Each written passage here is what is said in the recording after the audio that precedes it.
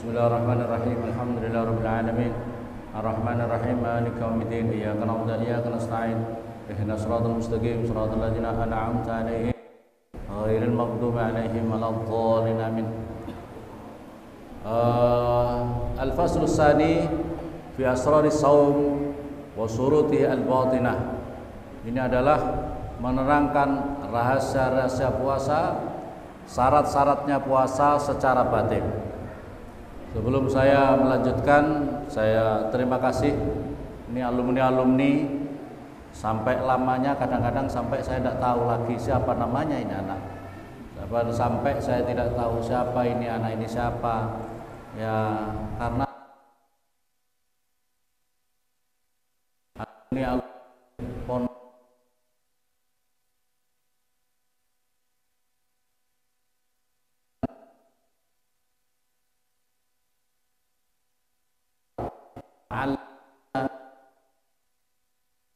pada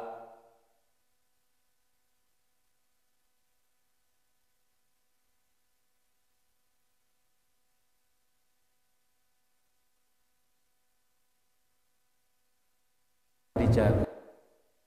Ya.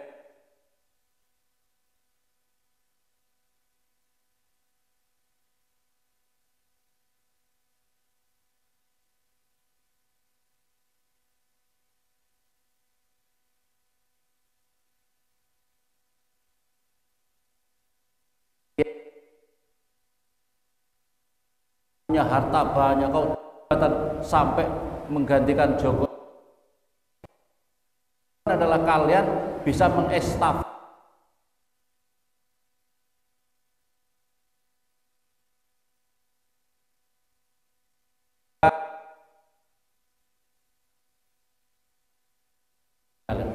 Fatihah. Kiai kami, guru-guru kita, kami mesti salah satu keresoannya adalah senantiasa mendoakan murid-muridnya. Taqdi hajatina wa yassir umurina faqdra tahhir sayatina. Selalu dibacakan doa itu. Fatihah itu selalu di dalam doa-doa kami. Itu kebiasaan kalau di Jawa. Santri murid itu mesti terkoneksi di dalam doa, terkoneksi di dalam perjuangan dakwahnya.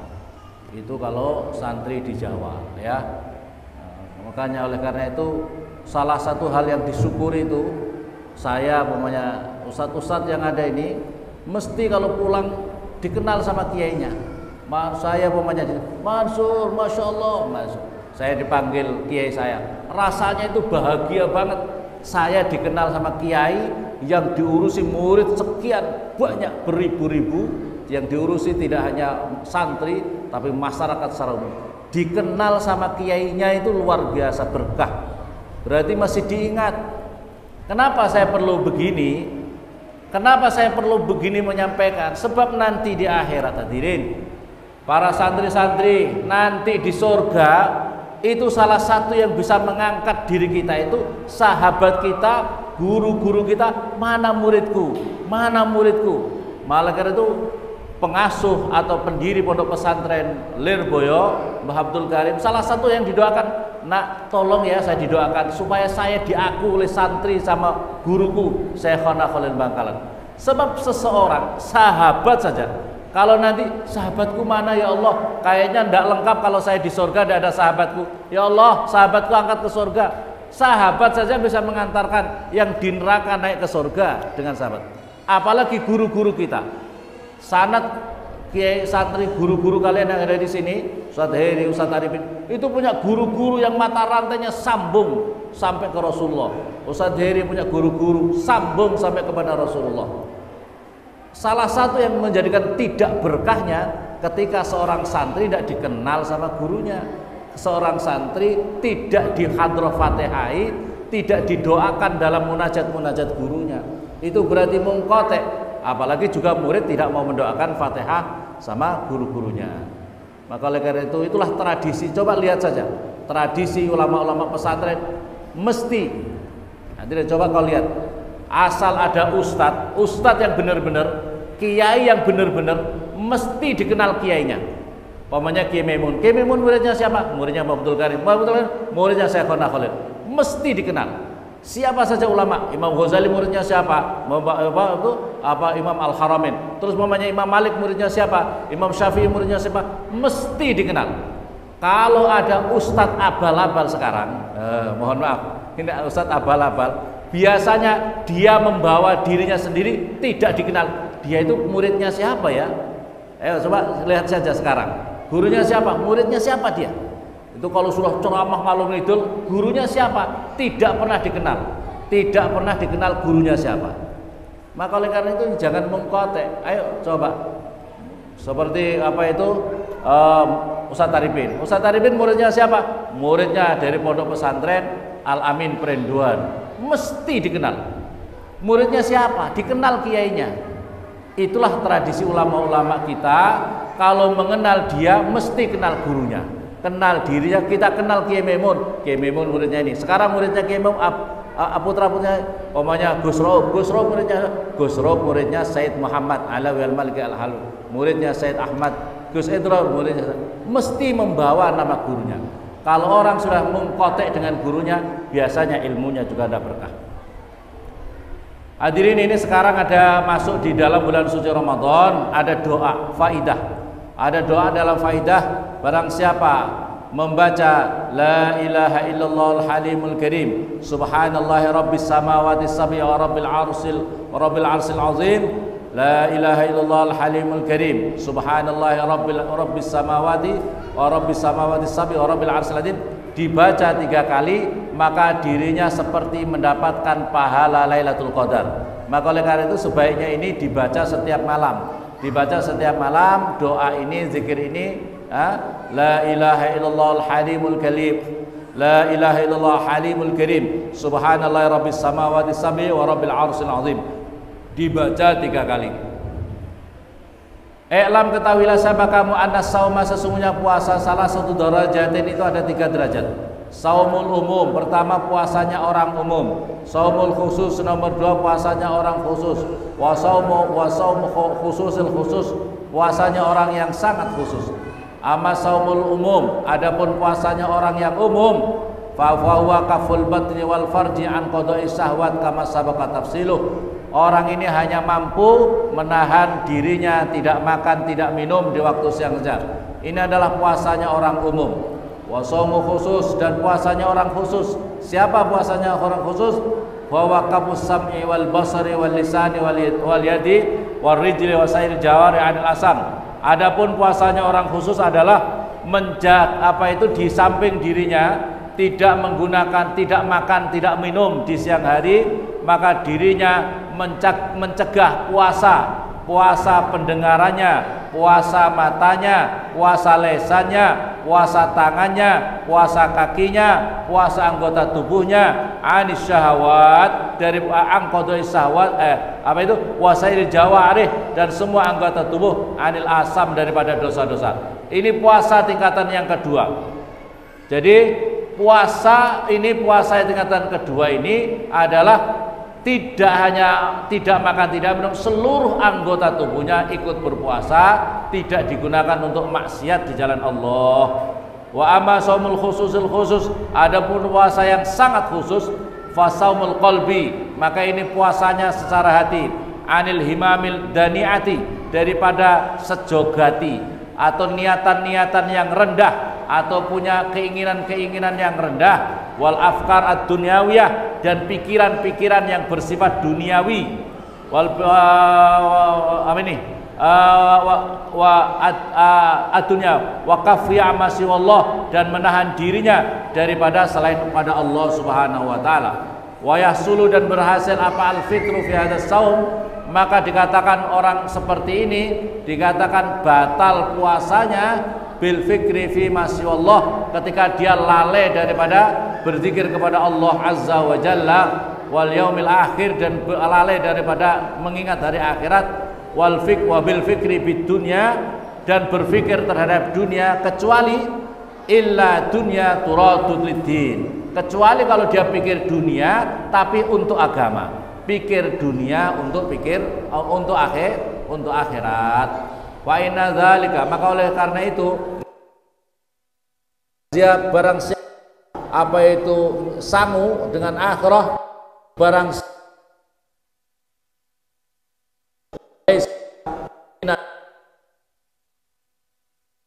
dunia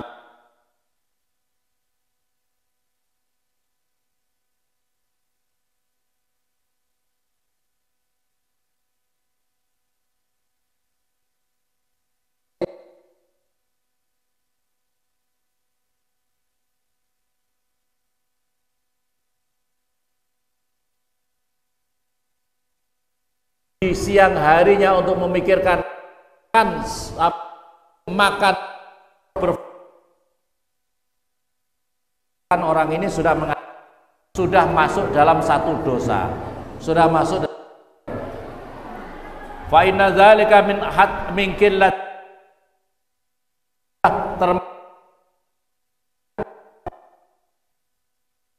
terlahi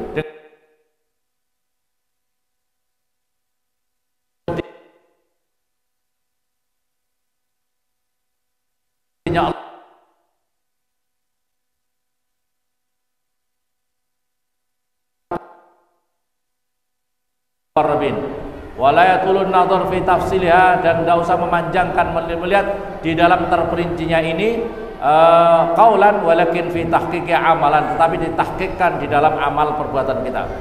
Fa inna iqbalun bikunhil himmah, orang ini adalah menghadap dengan hakikatnya himmah, keinginan, kemauan Allah azza wa jalla, wa ansirafun an ghairillah, dan berpaling daripada selain Allah subhanahu wa talabbasun, dan memakai bimakna qauli ta'ala qulillah summa dzarhum fi khawdihim yal'abun. Katakanlah ya Muhammad, Allah, Allah.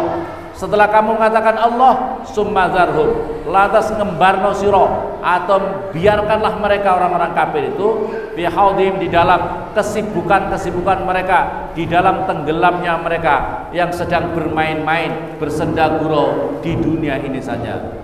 Wa amma saumul khusus wa saumus sholihin. Puasa orang khusus ini adalah puasanya orang-orang soleh. Puasa khusus ini puasanya orang-orang soleh. Jadi kalau kita harus meningkat, jangan hanya puasa orang umum, tapi puasa orang yang khusus. Bahwa kaful jawareh, yaitu menahan seluruh anggota tubuh daripada dosa-dosa. Watamamu, dan sempurnanya ini bisitati asya, bisitati umur, dengan 6 perkara. Yang pertama, al-awwal ghaddul basar wa kaffi 'anil ittisaf fi an-nadhar ila kulli ma yadhum wa yukrah. Yang pertama adalah untuk bisa meningkatkan puasa orang soleh adalah menjaga mata daripada wa kaffihi 'anil ittisaf, dan menahannya daripada melebarkan pandangan mata ila kulli ma yadhum, sampai perkara yang dibenci oleh Allah. Yazumu, yang dibenci oleh Allah. Wa ila kulli ma yusghilul qalb, dan yang perkara-perkara yang menyibukkan hati. Wa yulhi, dan yang melalaikan an dzikrillah, daripada berzikir kepada Allah Subhanahu wa taala. Azza qala sallallahu alaihi wasallam, an-nazrah sahmun masmum. Karena sesungguhnya pandangan mata itu adalah seperti anak panah yang beracun.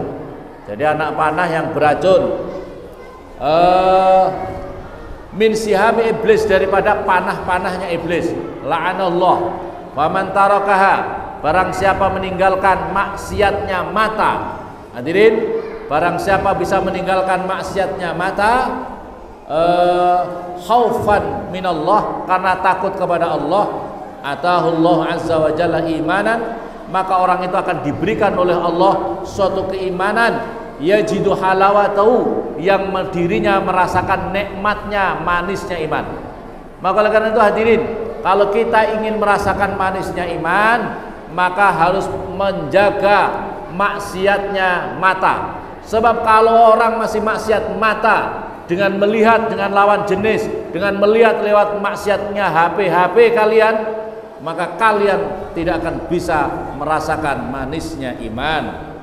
Wa rawa Jabir an Anas an Rasulillah sallallahu alaihi wasallam, khamsun yuftirna shaim. Ada 5 perkara yang bisa membatalkan pahala puasa. Yang pertama adalah al-kadzib, berkata, bersikap bohong, wal ghibah, mengumpat, membicarakan aibnya orang lain, wal yamin al-kadzibah, sumpah palsu, wan nazar bisahwatin, melihat sesuatu yang menimbulkan syahwat. Asan yang kedua, hifdzul lisan anil hadyan wal kadzib. Yang kedua, untuk bisa menjaga tingkat puasanya orang saleh adalah menjaga lisan daripada ngomel, daripada kadzib, daripada ghibah, daripada namimah, daripada al-fahas, berkata keji, wal jafa dan wangkot, wal khusumah, berselisih, wal mura dan pamer, wa ilzam wa as-sukut wa sughlu bi dzikrillah, dan menetapi dirinya diam, banyak diam, dan menyibukkan diri kepada zikir kepada Allah Subhanahu wa taala, wa tilawatul Quran, fa hadza shaumul lisan. Ini adalah puasanya lisan. Waqad qala Sufyan, al-ghibah tafsudu shaum, sebab ghibah itu bisa merusak, menghancurkan pahala puasa. Rawahu Basar bin Haris anhu wa rawa Lais bin Mujahid, khoslatani yufsidani shaim. Ada dua perkara yang bisa membatalkan pahala puasa, apa itu? Al-ghibah mengumpat, wal kadzib dan berkata bohong. Wa qala sallallahu alaihi wasallam, innamas shaum junnah, sesungguhnya puasa itulah benteng. Wa idza kana ahadukum shaiman, maka seseorang itu ketika berpuasa, wala yarfas, maka jangan berkata yang jorok, wala yajal, dan jangan berkata jahil. Wa inna mru'un qatalahu as-satamun falyaqul inni shaimun. Kalau ada orang yang ngajak berkelahi, saya mengatakan saya puasa. Wa jaa fil khabar anna imra'atani, di dalam hadis ada dua orang perempuan zaman Rasulullah, mereka itu berpuasa zaman Rasulullah sallallahu alaihi wasallam, dan kemudian dia di siang hari itu merasa kehausan, kelaparan, maka minta izin sama Rasulullah, hatta kada ayat terlalu. Fa ba'asa ila Rasulullah yasta'dzinahu, minta izin sama Rasulullah untuk berbuka. Farsalil qadhan, maka kemudian Rasulullah mengirimkan mangkok. Wa qala qul lahumā qai'a, katakanlah kepada keduanya, muntahkanlah. Maka akaltuma, yang dimakan keduanya. Faqa'at, maka kemudian muntah, monggo Bib. Narak ini.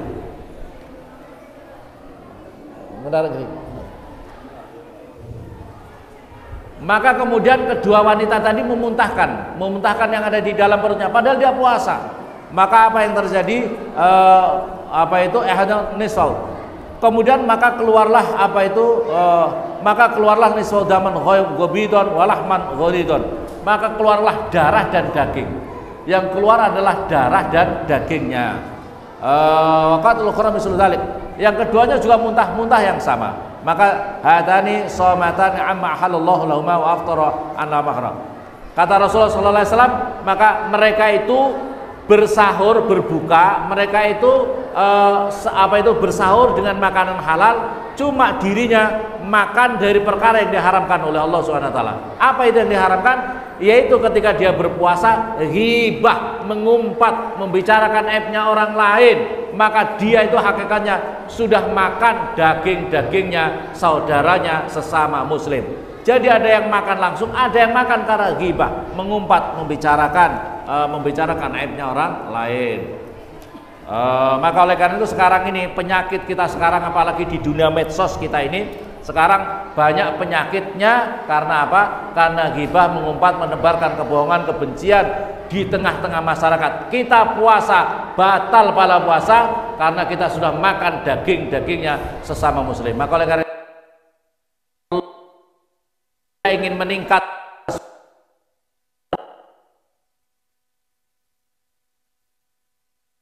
mulut kita, batal karena mata kita, sampai batal karena tangan kita, kaki kita. Adanallahu wa iyyakum ajmain. Allahu wabarakatuh.